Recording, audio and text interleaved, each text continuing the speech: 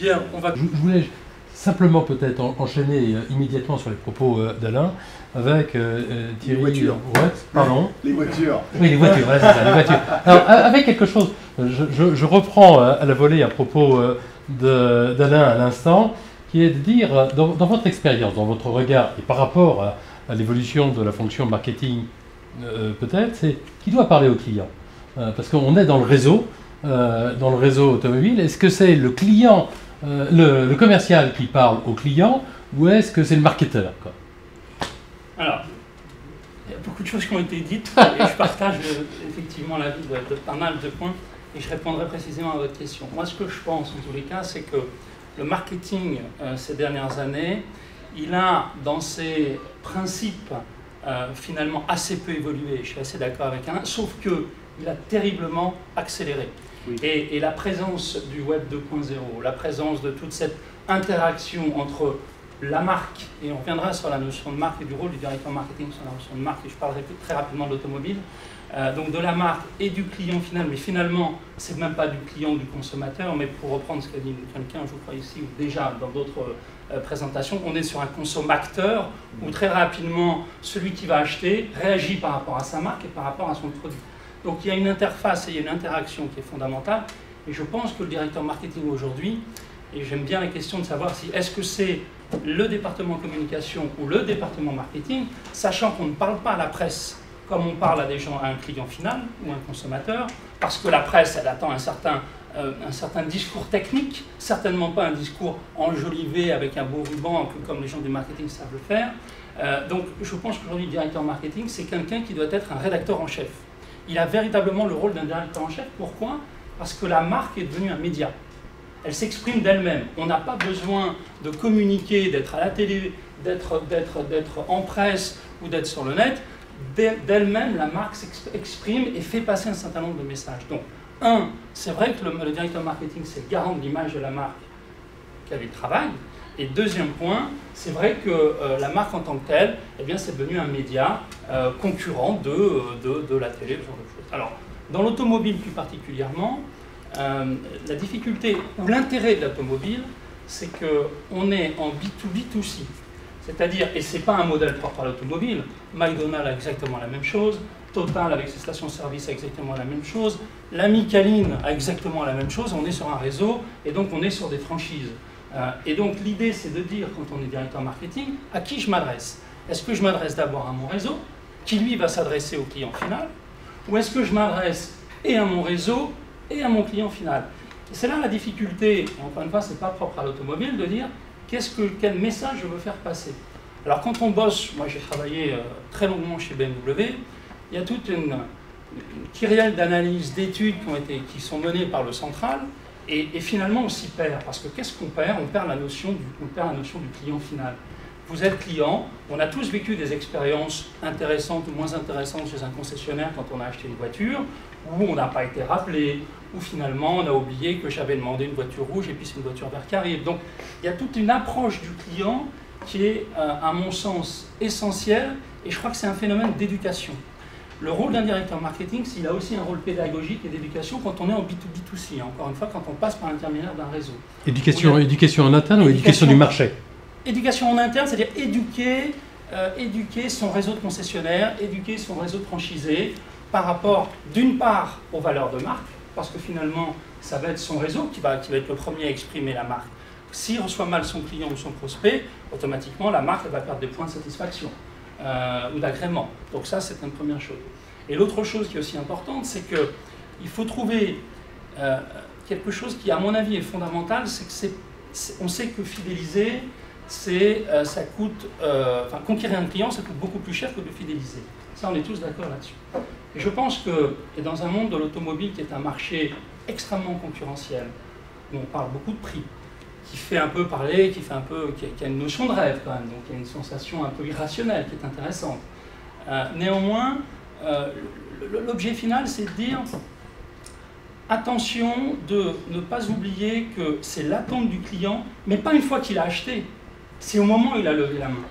C'est au moment où il a dit, tiens, j'ai entendu parler d'une marque, BMW ou une autre, automobile ou autre, alors c'est là qu'il faut effectivement commencer à fidéliser son prospect et pas son client. Et pour moi, la notion de client, elle ne démarre pas le jour où j'ai signé un bon de commande ou le jour effectivement j'ai mon produit avec moi. Elle démarre le jour où quelqu'un s'est intéressé à la marque ou quelqu'un s'est intéressé au produit.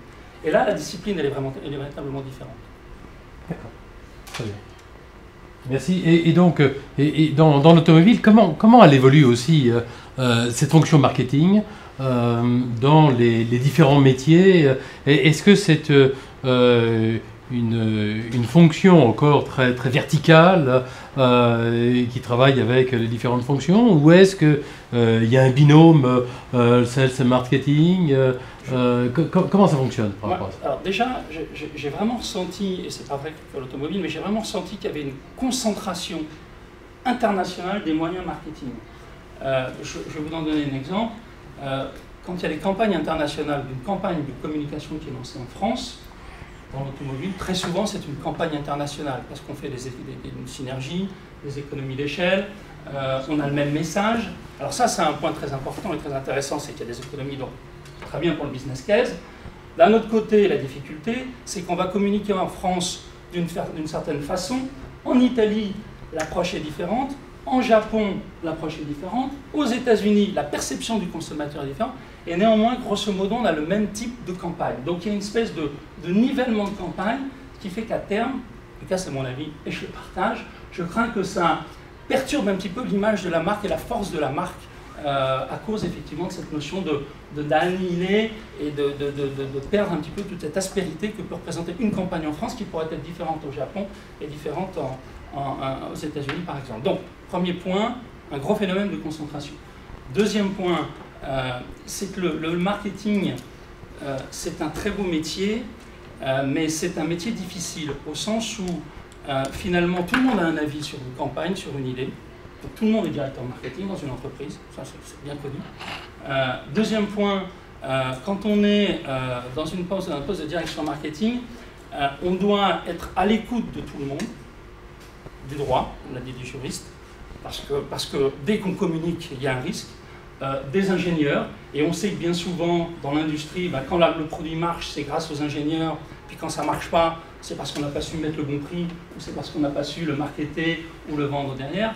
Donc clairement, je pense que le département marketing reste la colonne vertébrale de l'entreprise, a sa présence dans un comité de direction ou dans un comité exécutif, ça me paraît incontournable, et j'ai le sentiment, à voir ce que j'ai connu et à voir ce que je perçois depuis quelques mois dans d'autres univers, que de plus en plus, et je crois que la crise qu'on vient de connaître n'a fait que renforcer ce phénomène, il y a une espèce de joint venture entre les gens du marketing et les gens des ventes, alors qu'autrefois, les gens du marketing pensaient à leur marque en disant « moi, je veux que ma marque soit la plus belle possible », j'oublie la notion de vente, les gens des ventes disaient « moi, je veux vendre, tant pis si je casse un peu les prix ». Aujourd'hui, c'est beaucoup moins vrai. Il y a véritablement de plus en plus une fonction intégrée, et pas de fonctions qui s'excluent l'une l'autre. J'ai vraiment l'impression que et tant mieux que ça travaille beaucoup plus ensemble pour bien entendu vendre plus, vendre mieux et pour le business case de l'entreprise. D'accord. Et professionnellement, effectivement, développer des compétences qui permettent effectivement d'évoluer à l'intérieur de l'entreprise dans chacune des fonctions. D'évoluer, et c'est pour ça que les transferts d'activités au sein d'une entreprise, c'est une vraie valeur ajoutée pour l'entreprise au final. On sait aussi que les meilleurs marketeurs sont des gens qui, chez L'Oréal, sont des gens qui ont vendu des shampoings chez les coiffeurs, qui ont vendu chez Canon, qui ont vendu des imprimantes chez leurs clients, etc. Parce que la notion de client et la notion de terrain, elle est absolument fondamentale. Oui, vous confirmez le propos d'Alain tout à l'heure en disant la filière, ça commence par le terrain. Ça commence par le terrain.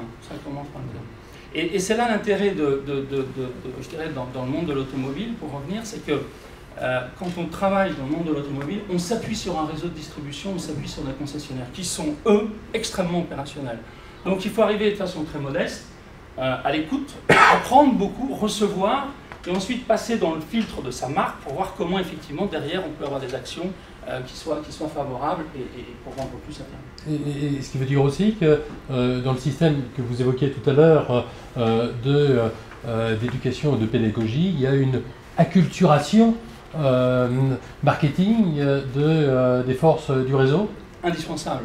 indispensable. Par exemple, dans un réseau de distribution, il n'est pas rare d'avoir des commissions de communication, des commissions de publicité, des commissions produits, pour faire remonter effectivement l'information, mais aussi pour déverser des impératifs.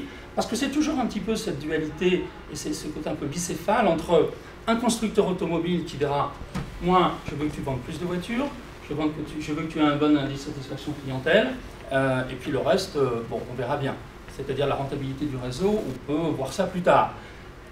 A l'inverse, un concessionnaire ou un réseau, que ce soit sur une franchise quelconque, dira « Mais moi, j'ai mis de l'argent dans mon capital, dans ma société, donc je veux que ça me rapporte. Donc je n'irai peut-être pas non plus trop loin dans les exigences du constructeur. » Et je pense qu'il y a eu beaucoup de progrès qui ont été faits dans les modes de distribution ces dernières années, où il y a un équilibre qui a été retrouvé entre un constructeur automobile ou une marque quelle qu'elle soit, et son réseau de distribution, son réseau de franchisé.